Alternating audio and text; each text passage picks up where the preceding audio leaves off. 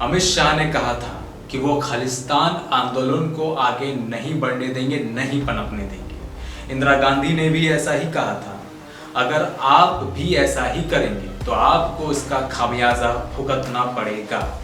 जब लोग हिंदू राष्ट्र की मांग कर सकते हैं तो हम खालिस्तान की मांग क्यों नहीं कर सकते हैं?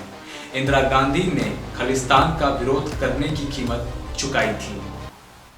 अब ऐसा जब ये स्टेटमेंट के बारे में अमृतपाल से पूछा गया तब उन्होंने कहा कि मैंने धमकी नहीं दी है, मैंने सिर्फ एक अपनी बात रखी थी। इसे मीडिया वालों ने उछाल कर या ये कहें कि कुछ बड़ा चढ़ाकर उन्होंने जनता के सामने पेश किया। मेरा बिल्कुल भी इरादा नहीं था कि मैं गृह मंत्री को धमकी दूं। क्या मैं इस हालत में हूं? ऐसा भाई अमृतपाल सिंह ने अपने एक इंटरव्यू में कहा। आजकल आप लोग एक नाम जरूर सुन रहे होंगे, भाई अमृतपाल सिंह। कौन है, कहां से आए हैं और भाई अमृतपाल का आखिर मकसद क्या है? आखिर क्यों वो सिखों के लिए अलग देश चाहते हैं? और इस आधार पर जो पंजाब का एक अलग माहौल, एक अलग तरह का नैरेटिव सेट हो रहा है, वो किसी से छुपा नहीं है। और क्यों पंजाब सरकार इस पर कोई ठोस कदम नहीं उठा रही है? साथ ही साथ हम इसकी शुरू से अब तक की पूरी हिस्ट्री बताएंगे ताकि आपको इस वीडियो में पूरी जानकारी मिल सके। तो स्वागत है आपके अपने चैनल न्यू इन्फॉर्मेशन में और बने रहिए वीडियो में आपके अपने प्रसून के साथ। पहले हम बात करेंगे भाई अमृतपाल सिंह की। वारिस पंजाब के संगठन के प्रमुख अमृतपाल सिंह ने मात्र 4 महीने पहले ही इस संगठन की बागडोर संभाली है। अमृतपाल अमृतसर के गांव जंडूपुर खेरा का रहने वाला है। 2012 से पहले ही अमृतपाल का परिवार दुबई चला गया था। वहां परिवार ने ट्रांसपोर्ट का काम शुरू कर दिया। 2013 में दुबई में ट्रांसपोर्ट का कामकाज खुद देखने लगा।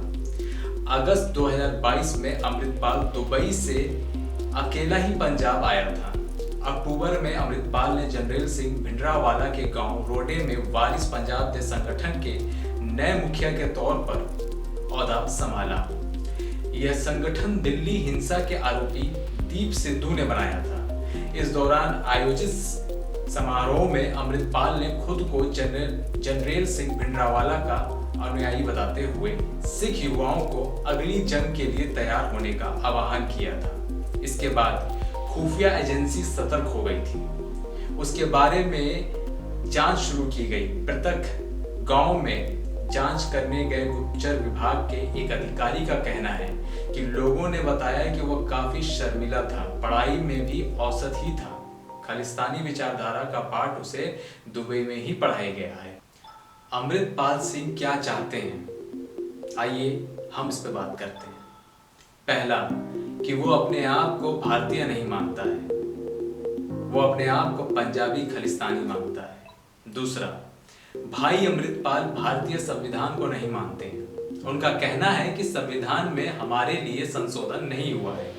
मैं संविधान को तब तक नहीं मानूंगा जब तक संविधान हमें मेरी पहचान नहीं देगी।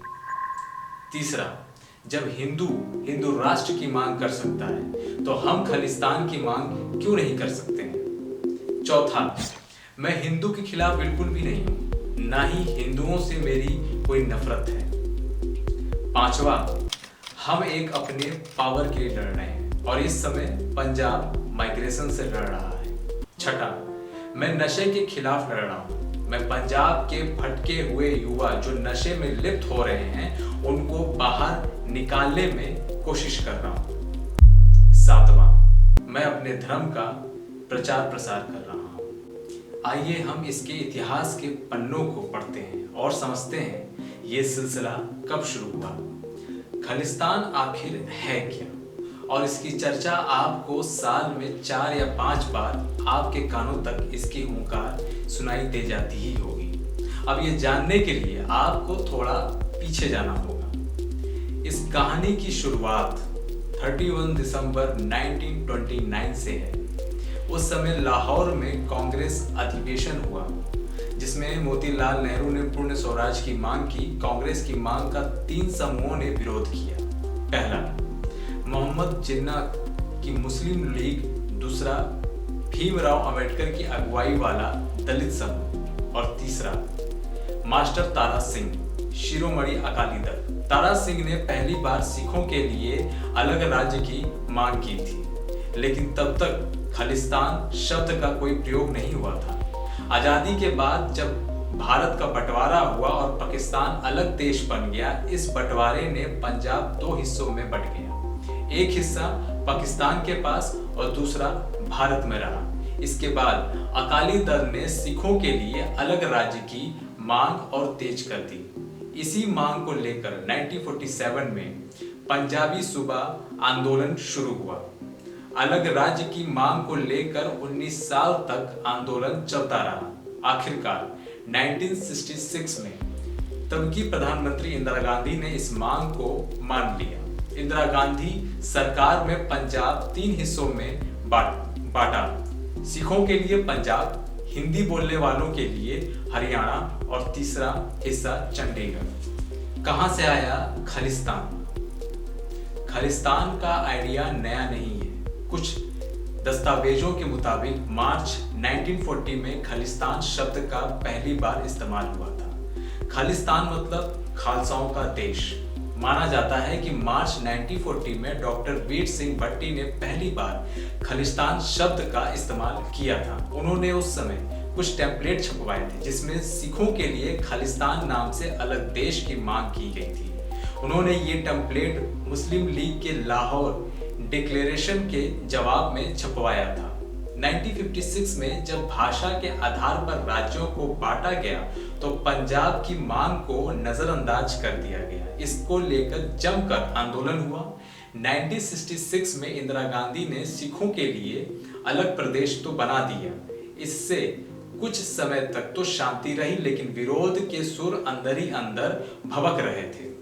अलग प्रदेश बनने के बाद 1969 में पंजाब में विधानसभा का चुनाव हुआ। इस चुनाव में टांडा विधानसभा सीट से रिपब्लिक पार्टी ऑफ इंडिया के उम्मीदवार जगजीत सिंह चौहान ब्रिटेन चले गए और वहां जाकर खालिस्तान आंदोलन की शुरुआत की। 1971 में चौहान ने न्यूयॉर्क टाइम्स में खालिस्तान आंदोलन के लिए फंडिंग की मांग करते हुए एक विज्ञापन भी दिया। 1977 में चौहान भारत लौट आए और 1979 में वापस ब्रिटेन चले गए। वहां जाकर उन्होंने खालिस्तान नेशनल काउंसिल की स्थापना की। उसके बाद चौहान ने एक कैबिनेट बनाई और खुद को रिपब्लिक ऑफ खालिस्तान का राष्ट्रपति घोषित कर दिया। उसने खालिस्तानी पासपोर्ट, स्टैम्प और खालिस्तानी डॉलर भी जारी किए। इतना ही नहीं, ब्रिटेन और यूरोपीय देशों में खालिस्तान एम्बेसी भी खोल दी।